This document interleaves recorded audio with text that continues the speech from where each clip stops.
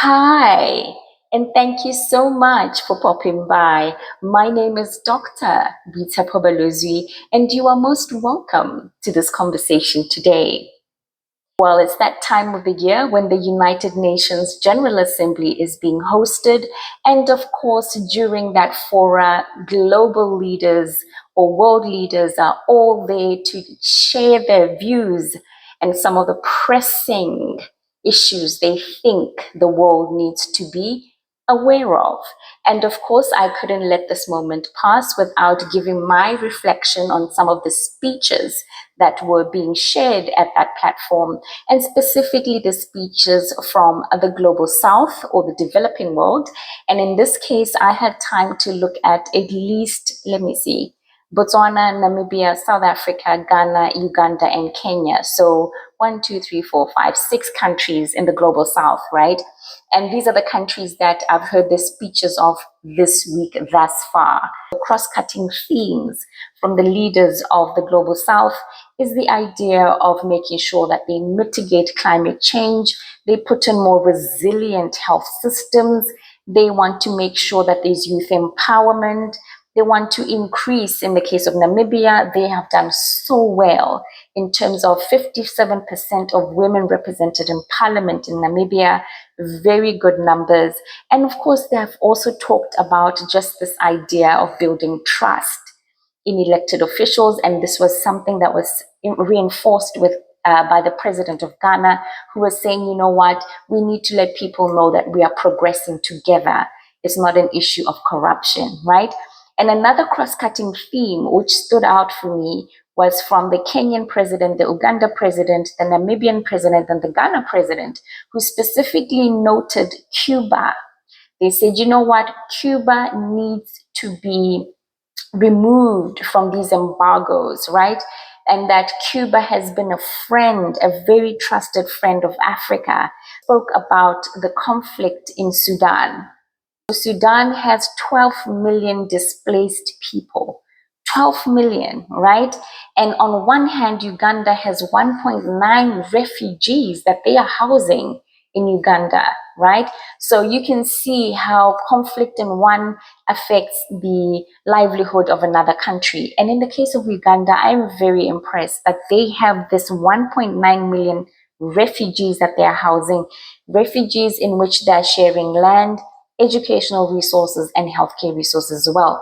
But like the Uganda representative said, who's one of the few females or women who are speaking at the UNGA, is that they are not going to be able to take loans to support the refugees. And this is where instances of calling for the global community to continue funding African nations is coming from. So the funding is needed for the refugee situation. The funding is needed for public health situations. The funding is also needed for peacekeeping missions.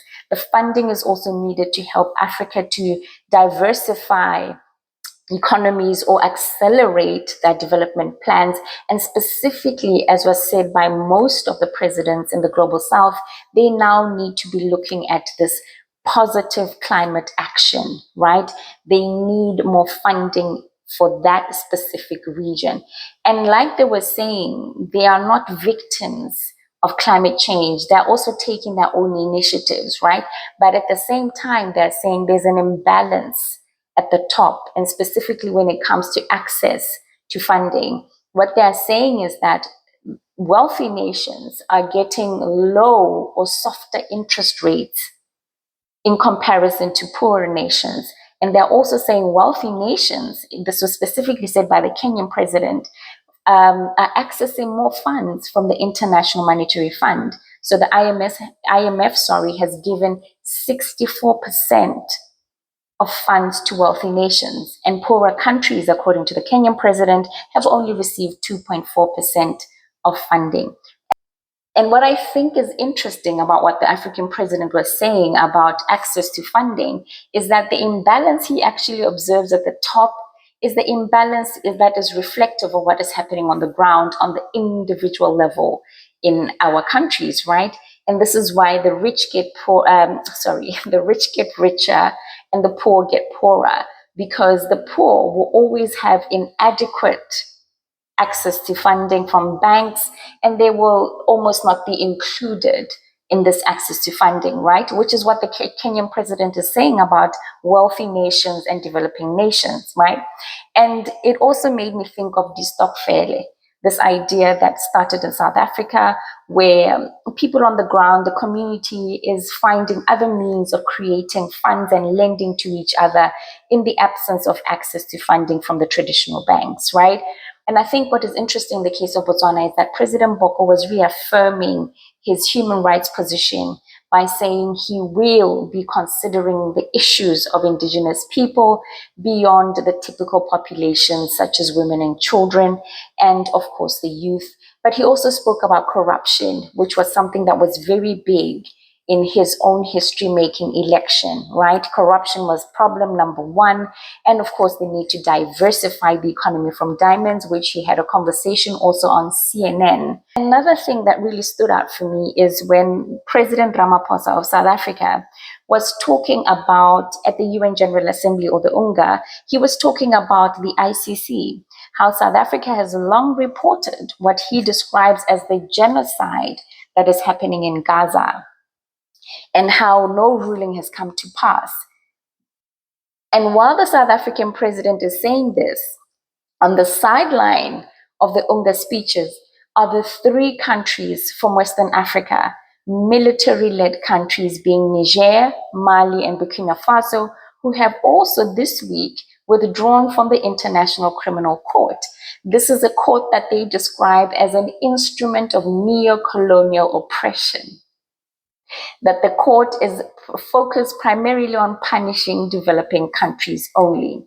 So I thought it was very interesting that the timing of the UNGA is also at the time when the three countries are withdrawing from the ICC.